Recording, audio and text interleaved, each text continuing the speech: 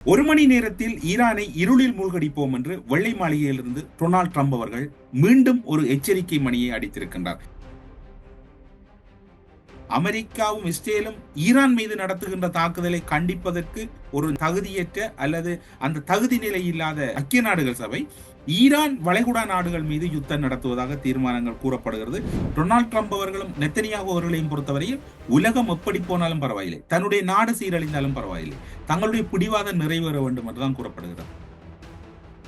ஈரானை பழிவாங்குவதை விட்டு இந்த யுத்தத்தில் ஒரு சமரச முயற்சிக்கு செல்ல தவறுவார்களாக இருந்தால் இருக்கக்கூடிய சேக்குகள் அனைவரும் ஆடமைப்பதை ஒட்டகமைப்பதை தான் அவருடைய கடந்த கால ஜீவனோபாய தொழிலை மீண்டும் ஆரம்பிக்க வேண்டிய நிலை வரும்.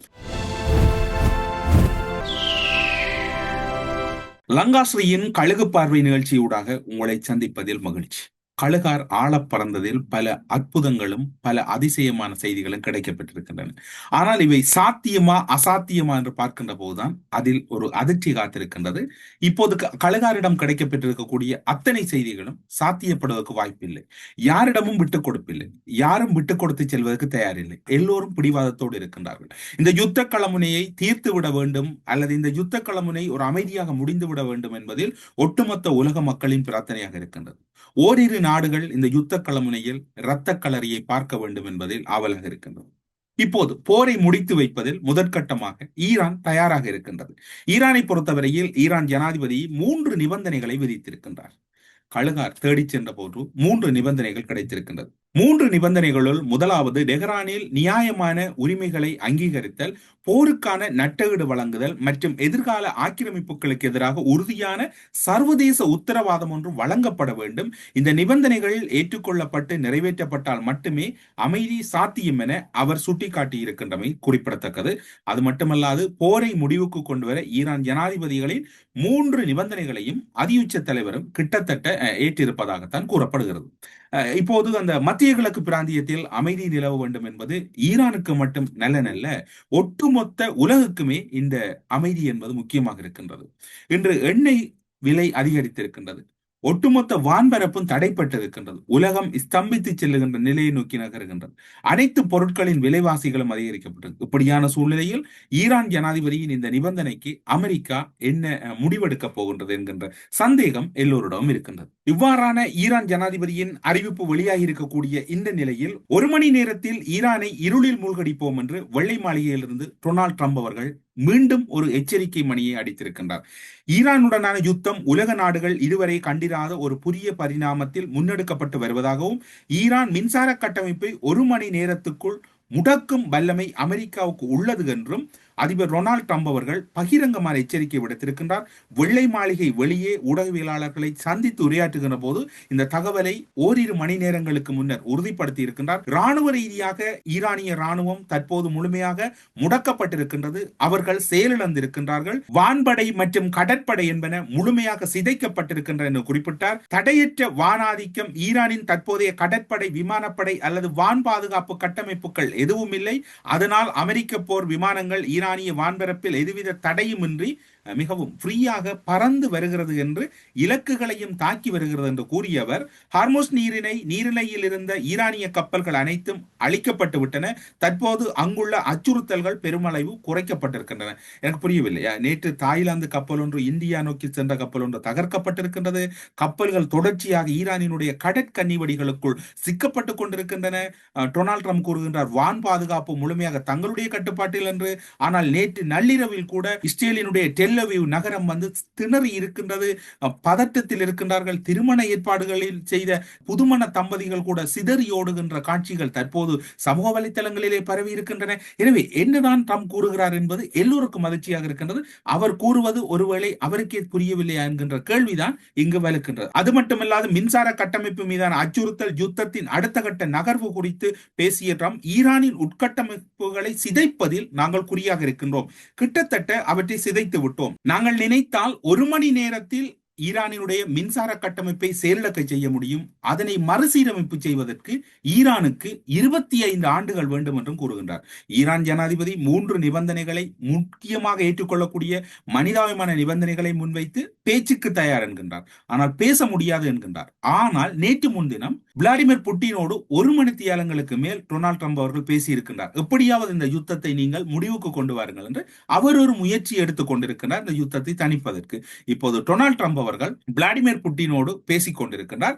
விளாடிமிர் புட்டின் அவர்கள் கூறியிருக்கிறார், எங்களுடைய எண்ணெய்களுக்கு சர்வதேச ரீதியாக விதிக்கப்பட்டிருக்கக்கூடிய தடையை நீக்குவதோடு அதெல்லாம் சிக்கல் அல்ல, அந்த தடைகள் நீக்கப்படுகிறது என்ற உத்தரவாதமும் டொனால்ட் ட்ரம்பால் வழங்கப்பட்டிருக்கின்றது. ஒருபுறம் பேச்சுவார்த்தை இடம்பெறுகிறது, ஒருபுறம் சமரசத்துக்கான அறிவிப்புகள் வெளியாகிறது, மறுபுறம் டொனால்ட் ட்ரம்ப் அவர்கள் அவருடைய வளமையான போக்கிலே அவருடைய அறிவிப்புகள் வெளியாகி இருக்கிறது. இன்னும் ஒரு விடயத்தையும் கூறுகிறார், எரிபொருள் சந்தை மற்றும் மூலோபாய இருப்பு அமெரிக்காவில் அதிகரித்து வருவதாகவும் எரிபொருள் விலையை கட்டுப்படுத்த நாட்டின் மூலோபாய எரிபொருள் இருப்புகளை மிக விரைவில் சந்தையில் வெளியிடப் போவதாகவும் கூறுகிறார். அதாவது கையிருப்புகளை பயன்படுத்த போவதாக கூறுகிறார். மேலும் கடந்த காலத்தில் கச்சா எண்ணெய் ஒரு பீப்பாய் $25 இருந்தபோது அதனை சேமித்து வைப்பதற்கான தனது திட்டத்தை ஜனநாயக கட்சியினர் தடுத்தமையே தற்போது பொருளாதார சவால்களுக்கு காரணம். ஜனநாயக கட்சி ஒரு பீப்பா $25 இருந்தபோது தான் சேமிக்க முற்பட்ட போது அதனை தடுத்தார்கள். அதுதான் இந்த அவலத்துக்கு காரணம் என்று அவர் கூறுகிறார். அவரை பொறுத்தவரையில் மற்றவர்கள் மீது குற்றச்சாட்டுக்களை போடுவதில் தான் அவர் குறியாக இருக்கிறார். அந்த குற்றச்சாட்டுக்கள் இங்கு மீண்டும் நிரூபணமாகி இருக்கிறது. ஒரு இறுதி முயற்சி ஒன்று எடுக்கப்பட்டிருக்கின்றது. மத்திய கிழக்கு வலயத்தில் தற்போதைய போர் சூழ்நிலை தொடர்பாக ரஷ்யாவினால் முன்வைக்கப்பட்ட தீர்மானம் ஐக்கிய நாடுகள் சபையின் பாதுகாப்பு சபையில் நிறைவேற்றப்படாமல் தோல்வியடைந்திருக்கின்றது. அவர்கள் அந்த பீட்டோவை பயன்படுத்தி அதனை மீண்டும் தோல்வியடைய செய்திருக்கிறார்கள். இதேவேளை வளைகுடா நாடுகள் மீது ஈரான் மேற்கொண்டு வரும் தாக்குதல் கண்டிக்கத்தக்கது என ஐநா பாதுகாப்பு சபையில் சமர்ப்பிக்கப்பட்ட தீர்மானத்துக்கு ஆதரவாக 13 வாக்குகள் கிடைத்துள்ளன.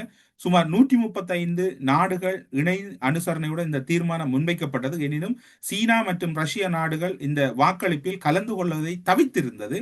ஜோர்தான் உள்ளிட்ட வளைகுடா நாடுகள் மீது ஈரான் முன்னெடுத்து வரும் தாக்குதல் மற்றும் அச்சுறுத்தல்களை உடனடியாக நிறுத்துமாறு இந்த தீர்மானத்தினூடாக கோரிக்கை விடுக்கப்பட்டிருக்கிறது. ஜனநாயகத்துக்கு கண்ணில்லை என்று கூறுவார்கள். அமெரிக்காவும் இஸ்ரேலும் ஈரான் மீது நடத்துகின்ற தாக்குதலை கண்டிப்பதற்கு ஒரு தகுதியற்ற அல்லது அந்த தகுதி நிலை இல்லாத ஐக்கிய நாடுகள் சபை ஈரான் வளைகுடா நாடுகள் மீது யுத்தம் நடத்துவதாக தீர்மானங்கள் கூறப்படுகிறது. வளைகுடா நாடுகள் மீதான தாக்குதல்கள் குறித்து பேசும் இந்த தீர்மானத்தில் அமெரிக்கா மற்றும் இஸ்ரேல் ஆகிய நாடுகள் ஈரான் மீது மேற்கொண்டு வரும் தாக்குதல் குறித்து எந்தவித பிற்குறிப்புகளோ அல்லது எந்தவித கருத்துக்களோ தெரிவிக்கப்படவில்லை. இப்போது நடக்கின்ற ஐக்கிய நாடுகள் சபை நாங்கள் முன்னர் கூறியது போன்று அது ஒரு மனித உரிமைகளுக்கான சபை அல்ல, அமெரிக்காவின் ஒரு கட்டமைப்பில் இயங்கக்கூடிய ஒரு நிறுவனமாகத்தான் இருக்கின்றது. அது தன்னுடைய கடமையை செய்திருக்கின்றது. இந்த தொடக்கத்திலிருந்து இந்த நிலைமையை ஐக்கிய நாடுகள் சபை கையாள தவறி இருக்கின்றது. அதனுடைய விபரீதங்கள் அல்லது அதனுடைய தாக்கங்கள் தான் இப்போது ஆங்காங்கே எதிரொலித்துக் கொண்டிருக்கின்றன.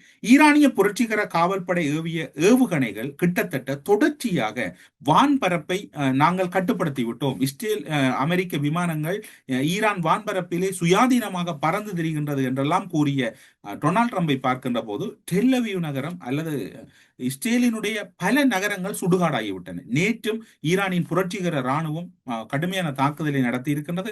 சமாதானத்துக்கான சூழல் ஒவ்வொரு நாளும் புலருகின்ற போது தென்படும் என்று பார்த்தால் அது தென்படுவதாகவே இல்லை. இதனை கையாளக்கூடிய நிலையில் எந்த நாடுகளும் இல்லை. டொனால்ட் ட்ரம்ப் அவர்கள் கௌரவத்தை விட்டு ரஷ்ய ஜனாதிபதியோடு பேசிய விடயத்தையும் அவர் ஏற்றுக்கொள்வதாக இல்லை. அந்த சமயத்தில் கிழக்கு டெல் அவீவ் பகுதியில் பல தாக்குதல்கள், கிட்டத்தட்ட கிழக்கு டெல் அவீவ் நகரம் என்பதை அழிந்து விட்டது.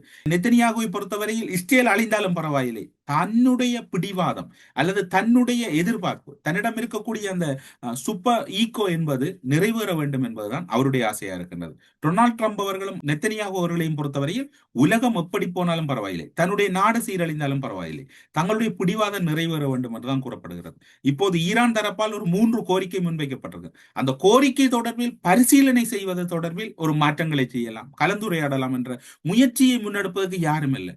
இப்போது ரஷ்ய ஜனாதிபதி விளாடிமிர் புட்டின் அவர்கள் மீது கடுமையான விமர்சனம் இருக்கிறது. ஆனால் அவர் ஒரு முயற்சியை எடுக்கின்றார். எப்படி நடக்க போகிறது, என்ன நடக்க போகிறது, இதற்குள் என்னதான் இறுதி முடிவாக போகிறது, கழுகார் தேடி செல்லுகின்றார். இன்னும் 1 வார காலம் இந்த யுத்தம் நீடித்து செல்லுமாக இருந்தால் ஒட்டுமொத்த மத்திய கிழக்கும் முழுமையாக செயலிழக்கும். அதனுடைய பாதிப்பு ஒட்டுமொத்த உலகத்துக்கும் வரும்.